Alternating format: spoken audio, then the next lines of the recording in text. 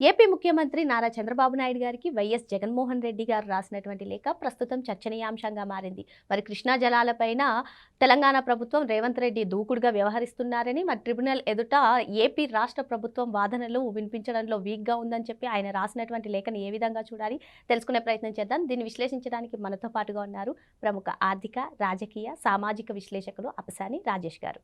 నమస్తే సార్. నమస్కారం. కృష్ణా జలాల వాడకం విషయంలో అసలు ఈ కృష్ణా జలాల గురించి ఏపీ ప్రభుత్వం తన వాదనలను ట్రిబ్యునల్ ఎదుట చాలా వీక్గా వినిపిస్తుంది. అదే టైంలో అటు రేవంత్ రెడ్డి గారు కానివ్వండి, తెలంగాణ ప్రభుత్వం కానివ్వండి చాలా దూకుడుగా వ్యవహరిస్తుంది.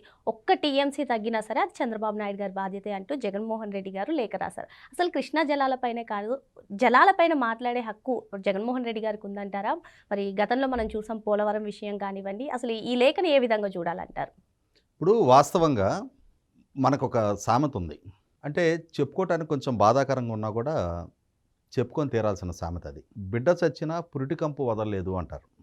జగన్మోహన్ రెడ్డి పాలన 2024 జూన్ 4 తారీఖు అంతమైనా సరే పాలకుడుగా జగన్మోహన్ రెడ్డి పాలనా హయాంలో అతని అసమర్థత,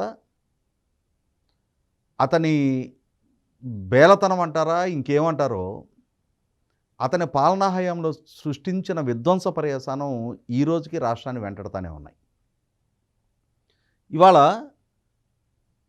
ట్రిబ్యునల్ దగ్గర రాష్ట్ర ప్రభుత్వం సమర్థంగా వాదనలు వినిపించటం లేదు. తెలంగాణ దూకుడుగా వెళ్తుంది.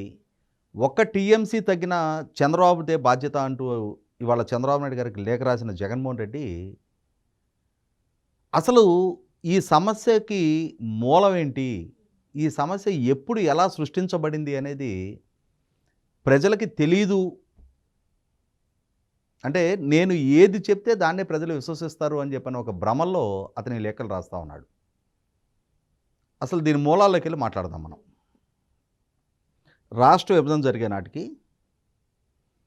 కృష్ణా జలాల్లో ఉమ్మడి రాష్ట్రానికి 811 టీఎంసీల కేటాయింపు ఉంది, నికర జలాల కేటాయింపు. అలా ఉన్న కేటాయింపుల్లో ఆంధ్రప్రదేశ్ రాష్ట్రానికి 512 టీఎంసీలు, తెలంగాణ రాష్ట్రానికి 299 టీఎంసీలు కేటాయింపులు జరిగినాయి. అలా జరిగినప్పుడు సాక్షాత్తు కేంద్ర జలశక్తి శాఖ మంత్రి దగ్గర జరిగిన 2వ ఎపెక్స్ కౌన్సిల్ మీటింగు, అంటే ఇరు రాష్ట్రాల ముఖ్యమంత్రులు, కేంద్ర జలశక్తి శాఖ మంత్రి, వీరు ముగ్గురు మధ్య జరిగిన ఒక సమావేశం. ఎవరు ఈ ముగ్గురు?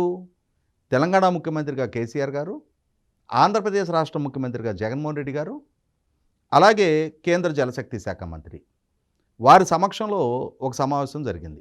అలా సమావేశం జరిగిన రోజున కేంద్ర ప్రభుత్వం దగ్గర తెలంగాణ ముఖ్యమంత్రి కేసీఆర్ గారు ఒక ప్రతిపాదన తీసుకొచ్చి, కృష్ణానదీ జలాల్లో ఇప్పుడు జరుగుతున్న ఈ పంపిణీ మాకు ఆమోదయోగ్యం కాదు. ఆంధ్రప్రదేశ్ రాష్ట్రానికి 512 టీఎంసీలు, తెలంగాణ రాష్ట్రానికి 299 టీఎంసీల కేటాయింపు మేము దాన్ని అంగీకరించడం లేదు. 2 రాష్ట్రాల మధ్య సమాన ప్రాతిపదిక మీద కేటాయింపులు జరగాలి. ఆంధ్రప్రదేశ్ రాష్ట్రం బేసిన్ దాటి, అంటే కృష్ణానది పరివాహక ప్రాంతాన్ని దాటి పెన్నా బేసిన్లో అక్కడున్న ప్రాజెక్టుల ద్వారా ఆ ప్రాంతానికి కృష్ణా జలాన్ని తరలిస్తూ ఉంది. కృష్ణానదికి ప్రధానమైన క్యాచ్మెంట్ ఏరియా తెలంగాణలో ఉంది. అటువంటి సందర్భంలో తెలంగాణకు చేసిన ఈ కేటాయింపులు మాకు ఆమోదయోగ్యం కాదు అని చెప్పని కేసీఆర్ గారు ఒక ప్రస్తావన తీసుకొచ్చారు.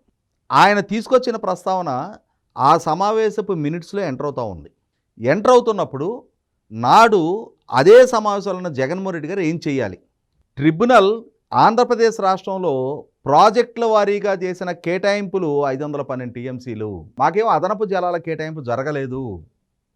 ఈ 512 టీఎంసీలో ఒక్క టీఎంసీ తగ్గిన మా రాష్ట్రానికి ఆమోదయోగ్యం కాదు, మా రాష్ట్ర ప్రయోజనాలు దెబ్బతింటాయి.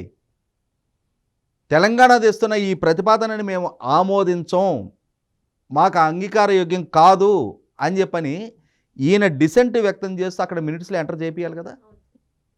బెల్లం కొట్టిన రాయిలాగా మౌన ప్రేక్షకుల్లాగా మిగిలిపోయాడు ఆ సమావేశంలో. తెలంగాణ ప్రస్తావన మినిట్స్లో ఎంటర్ అయింది. ఈయన అభ్యంతరం చెప్పలా.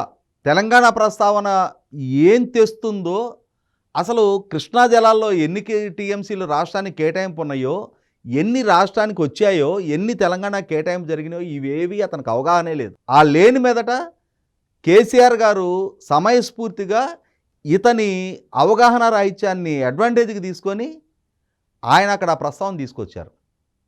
ఆ తీసుకొచ్చిన మీదట కేంద్ర ప్రభుత్వం 2023 అసెంబ్లీ ఎన్నికల సందర్భంగా ఆ అసెంబ్లీ ఎన్నికల్లో తెలంగాణలో భారతీయ జనతా పార్టీకి అడ్వాంటేజ్గా మార్చుకోవటం కోసం కేసీఆర్ గారి ద్వారా వచ్చిన ఈ ప్రస్తావనని బ్రిజేష్ కుమార్ ట్రిబ్యునల్కి రిఫర్ చేస్తూ ఈ ప్రతిపాదన అంటే సమాన ప్రాతిపదిక మీద 2 రాష్ట్రాలకి పంపిణీ చేయాలి అన్న ప్రాతిపదిక మీద మీరే నిర్ణయం తీసుకోండి అని బ్రిజేష్ కుమార్ ట్రిబ్యునల్కి ఆ బాధ్యతలు అప్పచెప్తూ ఒక నోటిఫికేషన్ విడుదల చేసి దాన్ని నోటిఫై చేశారు.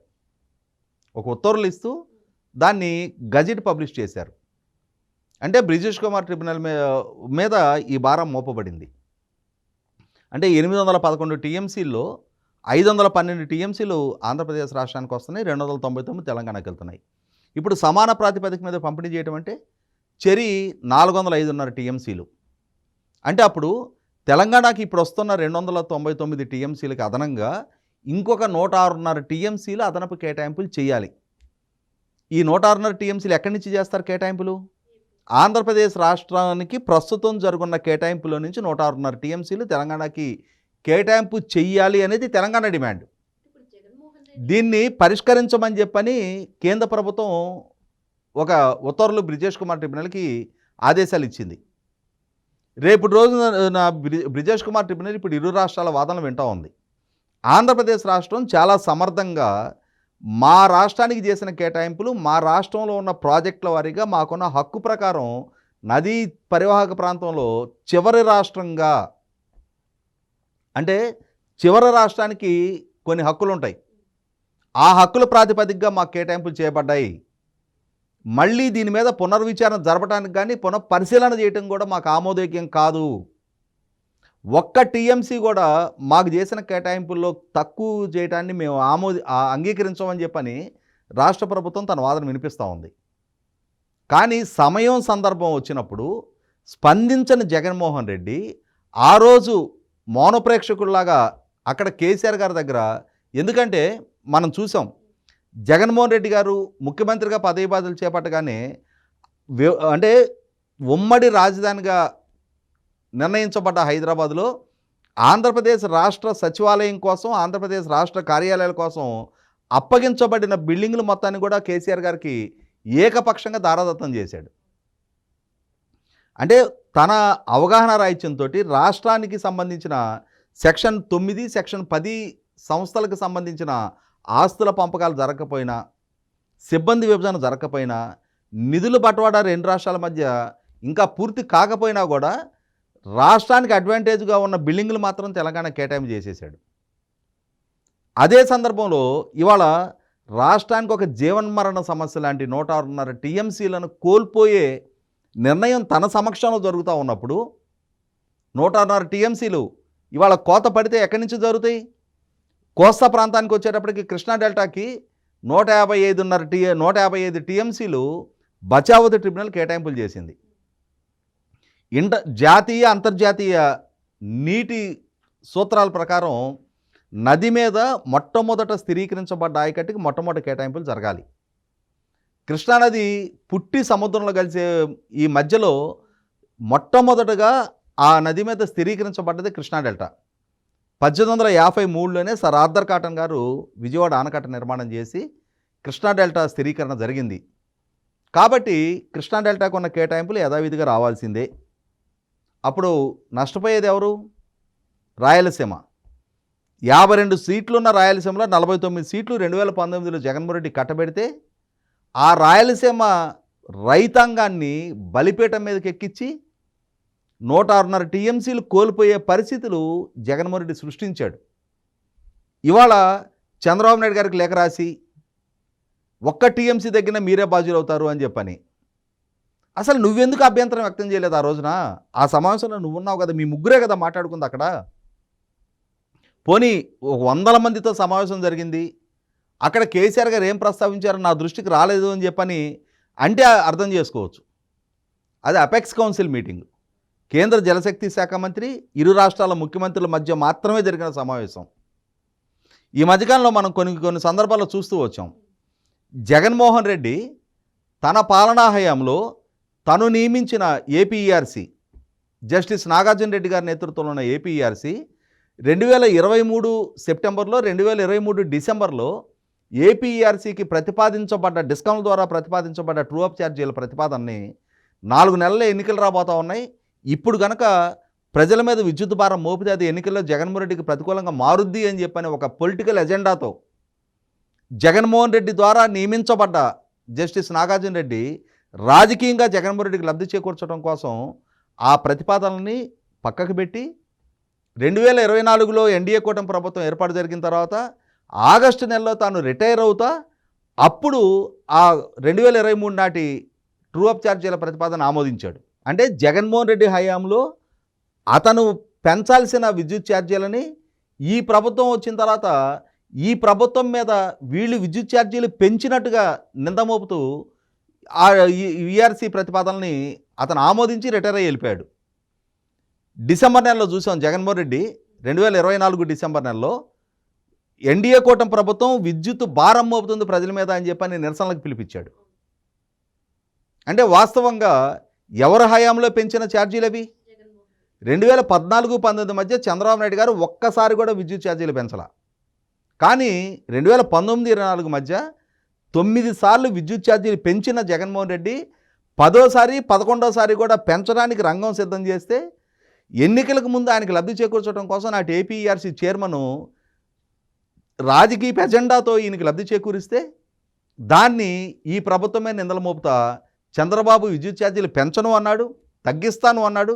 చూసారా అధికారంలోకి రాగానే విద్యుత్ ఛార్జీలు పెంచాడు అని చెప్పని నిరసనలకు పిలిపించాడు. అదేవిధంగా తన పాలనా హయాం నాటి నిర్వాకం ఇవాళ ఈ బ్రిజేష్ కుమార్ ట్రిబ్యునల్ ముందు ఈ సమస్య తలెత్తడం కూడా రాష్ట్ర ప్రభుత్వం చాలా సమర్థంగా కేసు హ్యాండిల్ చేస్తూ ఉంది. ఇష్యూ సుప్రీంకోర్టు వరకు తీసుకెళ్లారు. రాష్ట్ర ప్రభుత్వానికి ఒక్క టీఎంసీ పరంగా కూడా నష్టం జరగకుండా కాపాడగలిగే సామర్థ్యం చంద్రబాబు నాయుడు గారికి ఉంది. ఇంకొక మాట ఏం మాట్లాడుతున్నాడు? ఆల్మెట్టి ఎత్తు పెంచుతుంటే చంద్రబాబు నాయుడు గారు మౌన ప్రేక్షకుల్లాగా చూస్తూ ఉన్నారు అని చెప్పని.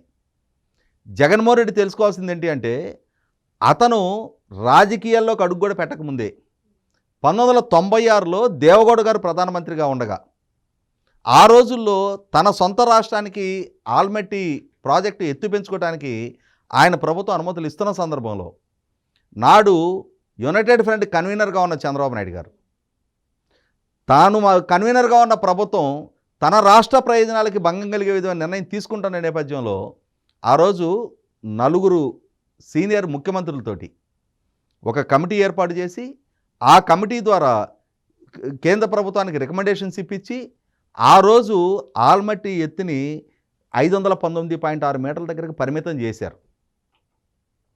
అటువంటి ఆ నాడు పరిమితం చేసిన చంద్రబాబు నాయుడు గారి అంటే ఆనాడు ఆ ఎత్తుని అక్కడికి పరిమితం చేస్తే కర్ణాటక ఇష్యూ సుప్రీంకోర్టు వరకు తీసుకెళ్ళి 2023లో ఈ సోకాల్డ్ జగన్మోహన్ రెడ్డి ముఖ్యమంత్రిగా కొనసాగుతున్న రోజుల్లోనే మళ్ళీ ఎత్తు పెంచుకోవడానికి అనుమతులు తెచ్చుకున్నారు. ఆ రోజు ఆంధ్రప్రదేశ్ రాష్ట్రం తరఫున ప్రాపర్గా సుప్రీంకోర్టులో డిఫెండ్ చెయ్యలేని జగన్మోహన్ రెడ్డి అసమర్థత కారణంగా ఇవాళ కర్ణాటక అడ్వాంటేజ్గా మారింది. ఈ కళ్ళ ముందు జగన్మోహన్ రెడ్డి వైఫల్యాలు ఈ విధంగా కనిపిస్తూ ఉంటే వాటిని తన వైఫల్యాలని ఇవాళ చంద్రబాబు నాయుడు గారికి ఆపాదించి చంద్రబాబు నాయుడు గారి ప్రభుత్వం విద్యుత్ ఛార్జీలు పెంచింది, చంద్రబాబు నాయుడు గారి ప్రభుత్వం కృష్ణాలో నీటి హక్కును కోల్పోతూ ఉంది, చంద్రబాబు నాయుడు గారి ప్రభుత్వం ఆల్మట్టి ఎత్తు పెంచుతుంటే చూస్తూ ఉంటుంది అని చెప్పని ఏ వైఫల్యాల కారణంగా ఇవాళ ఇటువంటి దుస్థితి ఇవాళ ఆంధ్రప్రదేశ్ రాష్ట్రానికి తలెత్తింది అనేది కళ్ళ ముందు స్పష్టంగా కనిపిస్తుంటే ఇంకొక దుర్మార్గం కూడా ఈయన పాలనా హయాంలో జరిగింది. తుంగభద్ర ప్రాజెక్టు కర్ణాటక ఆంధ్రప్రదేశ్కి కలిపిన జాయింట్ ప్రాజెక్టు. ఇవాళ రాష్ట్రం విభజన జరిగిన తర్వాత ఆంధ్రప్రదేశ్ తెలంగాణ కలిపి కర్ణాటక తర్వాత వచ్చే నీటిని షేర్ చేసుకోవాల్సిన అవసరం ఉంది. అటువంటి తుంగభద్ర ప్రాజెక్టు ఇప్పటికే ప్రాపర్ ఎలకేషన్స్ అంటే ఆంధ్రప్రదేశ్ రాష్ట్రానికి ఉన్న కేటాయింపులు మాత్రం కూడా నీళ్లు రాక అక్కడ ప్రాజెక్టు పూడికతోటి సరైన కేటాయింపుల వారీగా కూడా నీళ్లు రావట్లా. హెచ్ఎల్సి, ఎల్ఎల్సి అట్లాగే కేసీ కెనాల్ ద్వారా ఆంధ్ర ప్రాంతానికి తెలంగాణ ప్రాంతానికి నీళ్లు రావాల్సి ఉంది. అటువంటి పరిస్థితుల్లో తుంగభద్ర ప్రాజెక్టుకి ఎగువన అప్పర్ భద్ర అని చెప్పని ఒక ప్రాజెక్టు కర్ణాటక సంకల్పిస్తే ఆ ప్రాజెక్టుని జాతీయ ప్రాజెక్టుగా కేంద్ర ప్రభుత్వం కూడా గుర్తించి వాళ్ళకి ఆర్థిక సహకారం అందిస్తూ ఉంటే 22 మంది పార్లమెంటు సభ్యులుండి జగన్మోహన్ రెడ్డి ఆ ప్రయత్నాన్ని అడ్డుకునే ప్రయత్నం కూడా చేయాల. ఇవాళ హెచ్ఎల్సి అయినా ఎల్ఎల్సి అయినా దుర్భిక్ష అనంతపూరు, దుర్భిక్ష కర్నూలు జిల్లా ఎగువ ప్రాంతాలకి నీళ్ళు అందించే కాలువలు. అంటే ఇవాళ అప్పర్ భద్ర కనుక నిర్మాణం జరిగితే తుంగభద్ర ప్రాజెక్టుకి ఇప్పటికొస్తున్న జలాలు కూడా రాని పరిస్థితి. దాని పర్యవసానం ఆల్రెడీ ఇప్పటికే తీవ్ర నీటి సంక్షోభాన్ని ఎదుర్కొంటున్న అనంతపూరు, కర్నూలు జిల్లాలు మరింత దుర్భిక్ష పరిస్థితులు ఎదుర్కోవాల్సిన పరిస్థితులు తలెత్తుతాయి. ఇవి కళ్ళ ముందు జగన్మోహన్ రెడ్డి వైఫల్యాలు కనిపిస్తుంటే అతని ఇనేబిలిటీ ప్రజలు అర్థం చేసుకొని అతన్ని అధికారానికి దూరం చేస్తే ఇంకా చంద్రబాబు నాయుడు గారిని బాధ్యునిగా, చంద్రబాబు నాయుడు గారిని దోషిగా ప్రజల ముందు చిత్రీకరించాలి అనుకుంటే నిన్న నీ నిర్వాకం ఏంటి? పాలకుడిగా నీకు అవకాశం దక్కిన రోజు అధికారంలో ఎవరున్నా వాళ్ళ మెడల నుంచి ప్రత్యేక హోదా సాధిస్తానని చెప్పని ఎన్నికలకు ముందు బేరాలు పోయి అధికారం దక్కిన తర్వాత కేసీఆర్ గారికి, కేంద్ర ప్రభుత్వానికి దాసోహం అని రాష్ట్ర ప్రయోజనాలని, రాయలసీమ ప్రయోజనాలని ఏ విధంగా పణంగా పెట్టావు అనేది కళ్ళ ముందున్న చారిత్రక సత్యం. ఇంకా నాడు జరిగింది ఏది వాళ్ళ ప్రజలకు తెలియదులే, ఈరోజు నేను చేసే ప్రచారమే ప్రజలు నమ్ముతారు అని చెప్పని భ్రమంలో ఉన్న జగన్మోహన్ రెడ్డి ప్రజలను కూడా భ్రమంలో ఉంచాలి అనుకుంటున్నాడు. కానీ జగన్మోహన్ రెడ్డి ఏంటి, అతని పాలన ఏంటి, అతని సామర్థ్యం ఏంటి అనేది ప్రజలకు ఒక స్పష్టత వచ్చిన నేపథ్యంలో ఇంకా భ్రమంలో ఉండడానికి ప్రజలు సిద్ధంగా లేరు.